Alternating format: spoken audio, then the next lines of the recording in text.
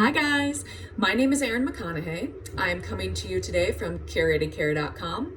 If you don't know, Curated Care is an online marketplace where we connect families such as yourselves with artists, teachers, tutors, babysitters, everyone you could possibly need in your village of wonderful humans for all things childcare and enrichment.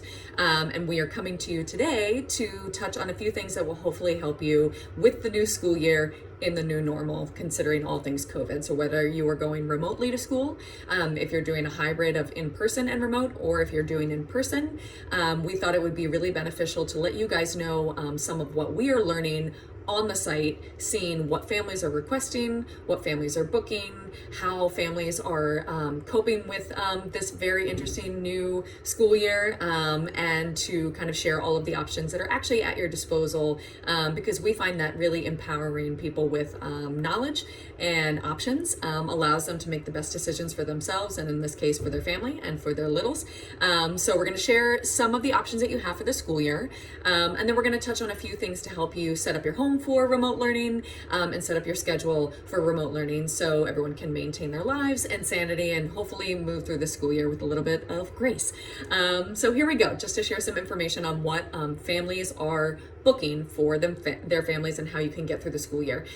Firstly, we see a lot of families are booking a babysitter, a teacher, a tutor to help with remote learning. So basically families are going to be keeping their kids in their school program, but they're going to be opting for remote learning, and they are hiring essentially a souped up babysitter to help with that curriculum. So as you know, for a lot of children, especially younger children, when they're doing remote learning, they really need somebody there with them to facilitate that learning, to get any sort of benefit from it. And that can be incredibly difficult if you are also trying to get anything done with your own personal workload, your own personal to-do list. You're kind of half doing a little bit of everything and not doing a great job at anything. I can attest to that. So we see a lot of families are booking somebody to work with their kiddo 2 hours, 3 hours, 4 hours, whatever schedule you are seeking, work regularly with their child to cover all things babysitting, but to also help facilitate the remote learning, so that they, again, are reaping some sort of benefit from it. They have somebody who's there focused solely on their child, and you as the parent or guardian is able to tackle the other items on your ever-growing to-do list. The other thing that we see being booked a lot on the site is families are seeking somebody to facilitate homeschooling. So the difference there is that these families are opting to take their child out of whatever school they were originally slated to attend. They're opting for some sort of homeschool program, which usually means that parent is Googling and finding a homeschool program, some sort of curriculum that they find their own, that you can purchase, or some are free online. They will gather this information, and then they will hire a sitter, a teacher, a tutor to facilitate homeschooling in their home.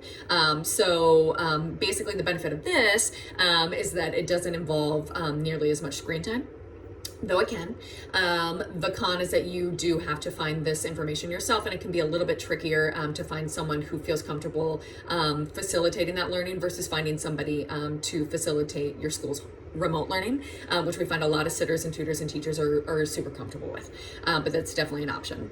Another really popular option that I'm going to be booking for my daughter is I'm going to be booking somebody to work with her outdoors. So we see some families are simply booking a babysitter, but to do outdoor sessions. Some families are looking for an instructor, so we have people that are booking art instructors to do an art lesson in the park. Sports coaches is a no-brainer, but to book a sports class. People are booking either just for their child, or they're booking for a group of children. I think this is a really nice option because it feels really nice and safe, frankly, for everybody involved. Being outdoors, we know, kind of mitigates the risk of COVID. It allows you to potentially incorporate some sort of socialization back into your child's routine. Again, a little bit safely because you're outdoors, you can be socially distanced, you can wear a mask. So for my daughter, I'm booking somebody who is going to do maybe 2 hours a day outside, and they are going to be doing some playtime just to run around and have fun, and then they're going to be working on whatever her remote learning assignments are going to be. So again, she's getting all the benefits of somebody who is going to be able to give her one-on-one undivided attention. I get about about 2 hours to tackle my to-do list. She gets outside. I feel really good about it. The sitter that I'm hiring feels really comfortable because again, they're outdoors. So that's a really great option while the weather is nice. And then another very popular option, not surprisingly, is specifically tutoring sessions. So obviously, in lieu of all things, remote learning, and in particular after last year, where God bless, every teacher kind of had to throw together a curriculum and figure out virtual learning as we were all going. Obviously, some academics suffered for some children, very understandably. And so a lot of people are really keen to book a tutor, either in person or virtually. You can certainly find a sitter for either option. Again, like we just spoke about, you can certainly book a tutor to do outdoor sessions while the weather's nice. You can have somebody work regularly in your home. A lot of families are comfortable with that.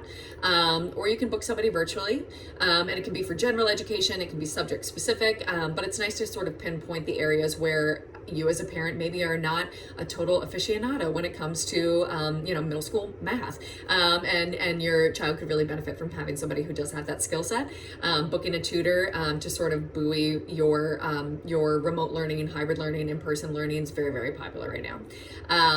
And a lot of people are doing a mix of these things. I think a lot of this depends on communication. Whatever route you determine you want to go, the best advice that we can give you is in the era of all things COVID, it's all about communication. Everyone has different comfort levels and different expectations. You should really assume that nothing goes without saying. So if you want somebody to wear a mask, if you want people to be socially distanced, if the expectation is that you want your child to be using hand sanitizer every 30 minutes on the dot, nothing is crazy, but nothing goes without saying. So think about what it is that's going to make you comfortable. Ask any questions of the person that you're going to be working with, whatever you need to know to feel comfortable, and invite them to ask the same. The best thing that you can do is just over communicate at this point. But it does feel like families are booking such a range. Everything is okay and everything is individual. So it really just depends on what you are doing personally, what's best for your family. You know your child best, you know your family best, and to really communicate those things. So there's a multitude of options out there that are going to make your school year doable, and you can find these things. Obviously, this is something that we see on our website. It's specific to the product that we offer, is connecting with sitters and tutors and teachers and booking on our site. But even if you are, word of mouth, connecting with families that have a sitter or tutor that they recommend, gathering numbers from somebody that you really trust. There's 1,000 different websites. There's 1,000 different moms boards. These resources are at your disposal, and you should feel really comfortable to explore all of them, because I think at this point people are really interested in finding options that are physically safe for their children and for the community, and also mentally satiating for their child as well. So I think at this point we're trying to find ways to make the school year really lovely and fruitful and wonderful, and there are ways to do it. So we should all feel positive that these resources do exist, and it's really helpful to consider all of the options at your disposal, and maybe kind of piecemealing whatever that looks like for your family. So that is that, and hopefully that is helpful to hear. In regards to, because it does feel like even if we are not starting the year off remotely, obviously there is this sort of like impending possibility that things could be moved remote at any time. And the best thing that you can do is not let that terrify you, but mentally prepare for what that could potentially look like, so that you are ready to hit the ground running in the event that that happens come winter, later this fall. Even if it doesn't happen, arming yourself with information and a plan can provide some much needed comfort right now. So let's talk about setting up your home for remote learning. A lot of these things probably go without saying, but in case they don't, we're going to share them really quickly. The first is to designate a spot in your home that is set up exclusively for remote learning. So kids, like all people, adults, are very contextual. So you play on a playground, you learn in a classroom, you dance at a dance studio, you do gymnastics at the gym, whatever it is. So we now are all experiencing this experience where your home is doubling as your office, doubling as your classroom. So provide some context for your child. Create an area where that is where they will be doing their remote learning for the school year. Have them set it up with their supplies. Have them decorate it. You can decorate it together. Coming to you from a small apartment in New York City, I fully appreciate that having that space is not always readily available. So get creative. For my daughter, we're using her toy chest as her desk. We're creating a really comfy little chair for her to sit in. We are going to have her decorate and set up her schedule. Having somewhere that she goes to learn is going to help segregate that mode and the way that her energy shifts and the way that she's expected to focus versus when she's just playing with her toys, hanging out with her little brother, watching a movie on her iPad. So that's really, really helpful, is to designate a specific spot for sure. Along those lines, like I was just talking about with the comfy chair, find a comfy spot. So as a previous educator for very teensy tiny ones, I can tell you for sure for our little ones and even for adults, posture is really integral. That sounds like a silly thing to say about a toddler, but if your child is not in a comfy seat and able to maintain an upright position in a relaxed way, an available way, it becomes really taxing on them. So if they're uncomfortable and they're not able to sit properly, they start to squirm and fidget. It is so taxing that it will detract from their focus, and they're going to have a much harder time being able to focus on the task at hand, whether they're working with their hands, whether they're watching a Zoom video, whatever the case may be. So find something comfy for them, meaning if you need to prop up a few pillows under their tush, if they're tiny, do that. Consider the backing of the chair and make sure that they're able to maintain that position comfortably. So consider that, because it's really going to make a huge difference in their ability to focus, which they're certainly going to need this year in your home. Establishing a daily schedule. So this goes without saying, I feel like, but again, it doesn't. I feel like we all saw those wonderful, God bless them, Pinterest mothers, at the end of the school year last year with these gorgeous, ornate schedules, and I was totally one of the people that sort of like guffawed and laughed. But it is important to set some semblance of a schedule. It doesn't have to be mom of the year type schedule, but some sort of schedule obviously is going to help you, but it really helps your child. For a lot of kids, very young ones, they can't tell time, and so having some sort of predictable, repeatable schedule creates such a sense of calm that is not available without it. And again, without it, they're feeling just kind of this constant low grade frenetic energy that is going to interrupt their ability to focus, the calm, easy, joyful vibe of the day. So establishing just a few markers of what is going to be happening consistently can make a world of difference. And when you're creating the schedule, again, it sounds like it could be hard or not worth it or a little, but it's so worth it to have your child participate in coming up with this schedule. Even very, very little ones, invite them into this conversation. Even if you know exactly what the schedule is going to be, make them feel participatory and involved, and then they're going to be so much more inspired to follow that schedule because they feel empowered because it's their schedule that they created. So for my little one, we have a giant piece of poster board. We turned it into a hands-on project, which, side note, is just the absolute easiest way for them to digest it and get to know it and memorize it versus chatting about the schedule. Even if you have a visual, working on it together with their hands, it's almost like as an adult note-taking or typing out your notes. It's just another layer of integrating that into your psyche. Kids are the same way. So I drew some pictures to designate each portion of our schedule.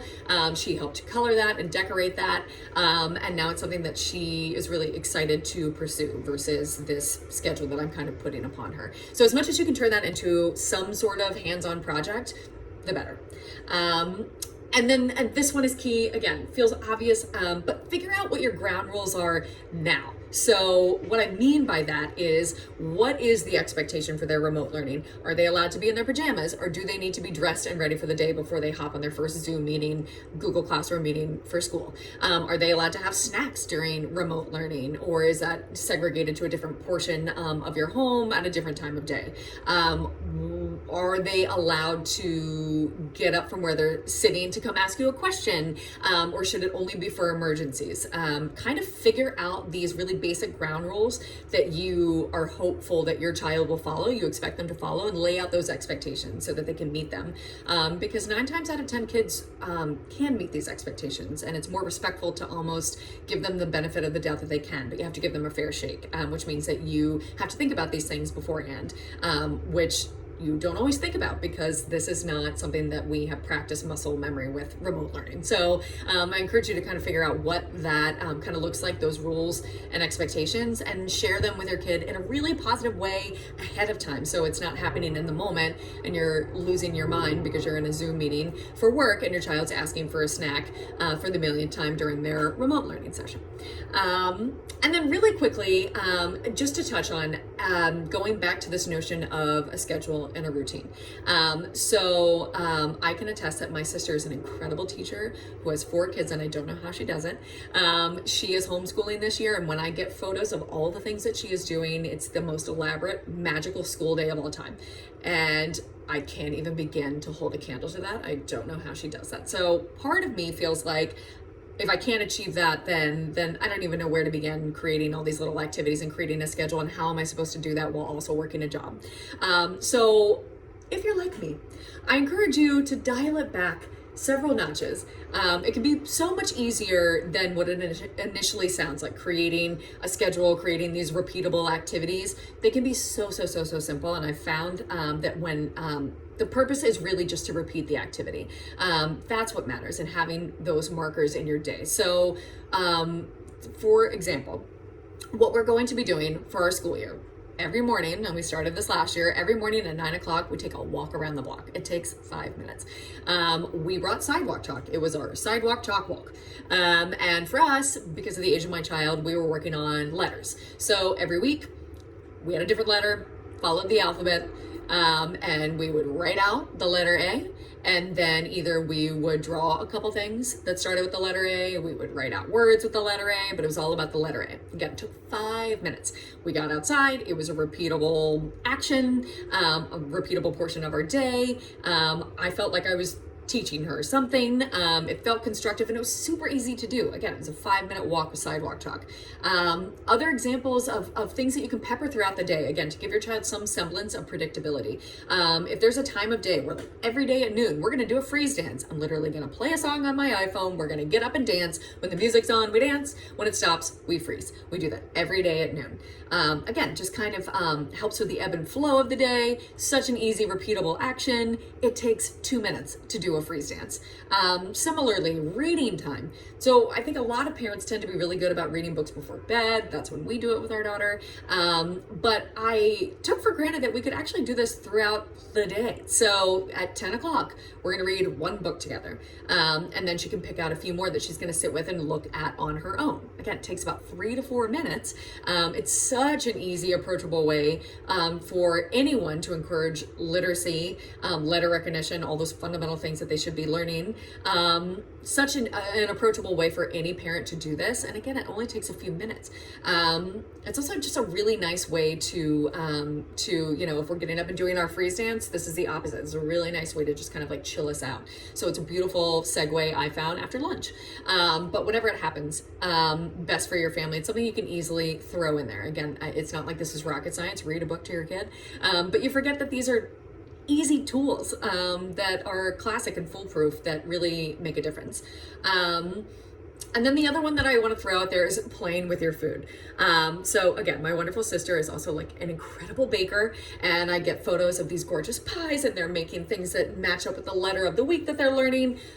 I'm not a baker. I don't know the last time I turned on my oven. So that is intimidating to me. What is not, though, is edible art, something I started to do with my child. Super easy. We would get Cheerios, we would get Skittles, we would get M&Ms, we would get different fruits.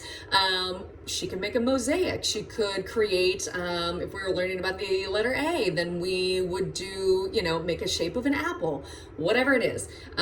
Kids love food. All people love food. It's a really easy supply to pick up. You can also do sorting by colors. You can create patterns. There's so many different things you can do. It's really cheap. It's really available. It's super duper fun. They really enjoy getting to taste test. And for somebody who's on the opposite end of the spectrum of the people with the sourdough starters, it's a really approachable thing that I can do as a novice cook and baker. So the point with all of this is that there are really, really easy things that you can do with your child that you probably already know how to do. taking the time, even if it's a couple minutes a day, to do these things will make such a huge difference. And I will tell you why. The main reason that this makes a difference is, instead of your child, no matter what age they are, we are human beings and everybody does this, your child is going to want your attention, and you are not always going to be able to give it, which is a terrible feeling. If you have these teensy little moments peppered throughout the day where you are allocating a couple minutes of attention to your child in a regularly scheduled activity, it's going to naturally sate their desire to get your attention. So rather than having your child constantly come up to you and interrupt a work meeting or get you to do one more activity or get you to do X, Y, and Z, they're going to mentally know that there are breaks throughout the day where they are guaranteed your love and attention and energy. And for you, on the flip side, you're going to know that as well. So instead of spending every second saying, no, give me a minute, give me a minute, give me a minute, and feeling utterly guilty and like you're doing a fairly poor job at multitasking, you will also know that there are going to be portions throughout the day where you're going to give your child undivided attention. And again, it's not about the amount of time that you're giving them, it's the quality. And that quality can show and persevere even in just a couple minutes, spliced throughout the day. It will make a world of difference in your emotional state and your child's, frankly. So I encourage you to give it a try. So again, all of these things are doable no matter what happens. If we're gonna end up going to school completely remotely, if we stay in person, whatever the case may be, wherever we are on that gradient, it is going to be okay. And whatever you end up doing is going to be okay. You have so many resources at your disposal. It's going to be fine. So I hope that this information is helpful. I hope that it empowers you to know a little bit more about your options as a parent out there. If you ever need any more information, more resources, we're always here at curatedcare.com. But again, whatever route you end up going this school year, I promise you, you're probably going to be great and your kids are going to be great. So we wish you the best of luck. Here's to a great new school year, whatever it may look like. Sending lots of love and good vibes, and here's to a great new school year. Bye, guys.